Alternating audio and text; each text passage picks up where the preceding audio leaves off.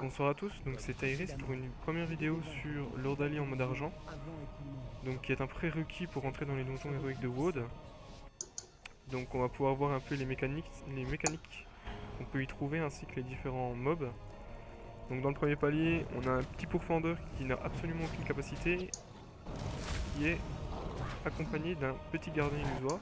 Donc le petit gardien illusoire, comme vous pouvez le voir, il fait un bouclier devant lui. Donc vous devez vous placer derrière lui pour pouvoir le DPS, en sachant que quand il a fini son casque de défense et qu'il se remet vers vous, vous avez quand même un petit temps avant qu'il remette son bouclier pour le DPS.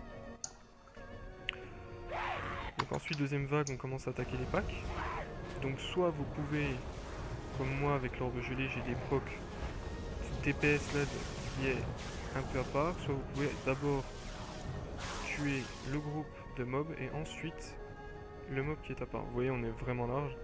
Le timer est à 22 secondes. Donc, à savoir aussi que l'Ordalie Argent ne nécessite pas vraiment de gros CD offensifs. Vous allez rentrer avec un e-level d'à peu près 600, 615. C'est vraiment large pour pouvoir passer cette épreuve. Donc on a un petit tissambre qui crée des globules d'ambre qui vont se diriger vers vous. Donc vous mettez tout simplement en protection, vous mettez un mob entre vous et le petit tissambre. Comme ça vous n'avez pas de souci de déplacement, vous n'avez pas besoin de vous déplacer et l'orbe qui va créer va aller directement sur le mob qui vous sert de bouclier en fait. Vous pouvez ensuite défoncer le petit tissambre et défoncer donc là qui vous servait de bouclier en dernier.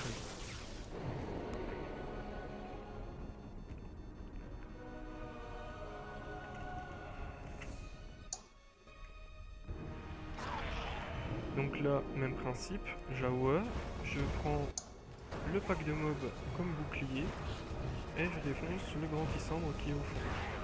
Une fois que c'est fait, je peux finir mon pack tranquille. Là on a 30 secondes d'avance, c'est juste énorme.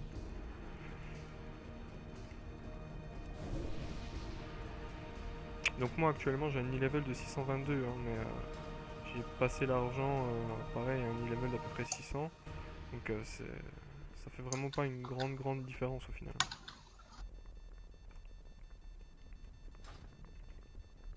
On reste quand même vraiment large.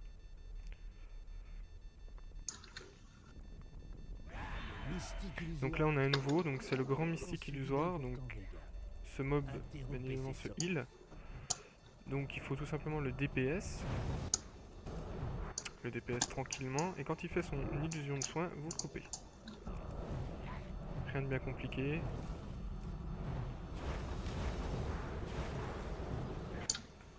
Vous le finissez. Et ensuite vous finissez le pack de mob. En sachant que si vous avez assez de DPS, le petit pack de mob peut très bien se faire avant le grand mystique. Moi je peux très bien DPS le pack, il n'aura pas le temps de lancer son soin sur le pack qui sera déjà mort. Ils ont vraiment pas beaucoup de vie. Donc là on a un grand mystique, un gardien et un grand pourfendeur. Donc moi je vais attaquer d'abord le mystique, donc je vais m'en occuper pour être tranquille tout au long de la rencontre. Donc il claque son soin, je le coupe casse directement, pour ne pas avoir de soucis.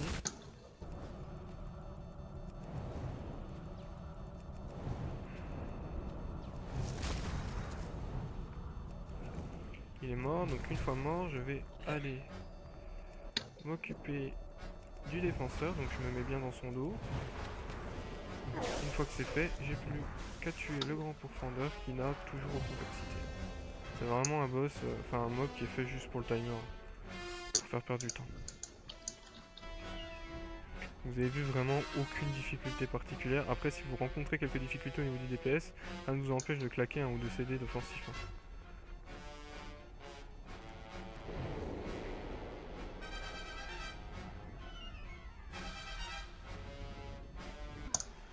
Donc sur la prochaine vague, nous avons un petit tissambre au milieu, deux gardiens et un petit mystique.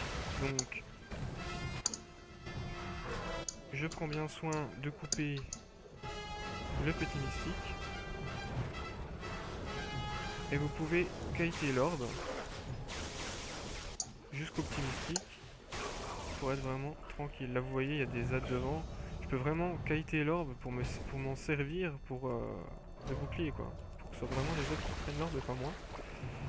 Donc je finis le tissambre comme d'habitude, et je finis les ZAD qui restent. Le défenseur a vraiment aucune difficulté, vous pouvez tourner autour très facilement, vous pouvez rester au cac, hein.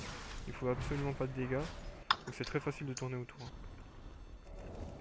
Vous voyez, je fais vraiment très peu de déplacements au final, hein. Donc là c'est la dernière vague, donc si vous avez des CD offensifs pour être vraiment large, vous claquez sur cette phase. Là vous claquez, il y a un grand mystique au milieu, et des tissambres. Donc pour cette phase, vous voyez, vous les faites pop. Ah, j'ai loupé le podcast. Mais vous faites pop les deux ambres derrière et vous pouvez ensuite vous servir comme bouclier d'un des ZAD. Même principe. Quand les deux orbes sont d'un côté, je m'en sers pour tuer les ZAD. Quand il en reste plus qu'un, tout simplement, je sers comme la phase 2, comme la vague 2. Je me sers du dernier rad comme bouclier, je tue le tissambre et je tue mon dernier rad tranquillement. J'ai 22 secondes, je suis vraiment large et en plus j'ai loupé le premier coup de casse du soin. Donc voilà, donc cette première vidéo donc a plus une vision de caster, mais en CAC elle portera vraiment pas de grande difficulté, les mécanismes des différents mobs sont là, vous pouvez très bien les utiliser même en CAC. Il suffit peut-être juste pour les tissambres de s'écarter un petit peu. Si vous êtes trop près du mob qui vous sert de bouclier, vous allez quand même prendre l'ambre avec le mob qui vous sert de bouclier, donc ça serait dommage. Sinon, il n'y a vraiment pas de difficulté ou d'astuces supplémentaires. Si vous manquez vraiment de DPS sur les dernières vagues ou sur les vagues plus 6 et 8, la 7 passant plutôt bien, je vous conseille donc de gérer vos CD juste pour ces deux phases là. Sinon il n'y a vraiment pas de difficulté particulière. Je ferai sûrement une prochaine vidéo sur l'Ordalie en or pour ceux que ça intéresse. Mais avant ça, je vous souhaite une bonne soirée et à bientôt.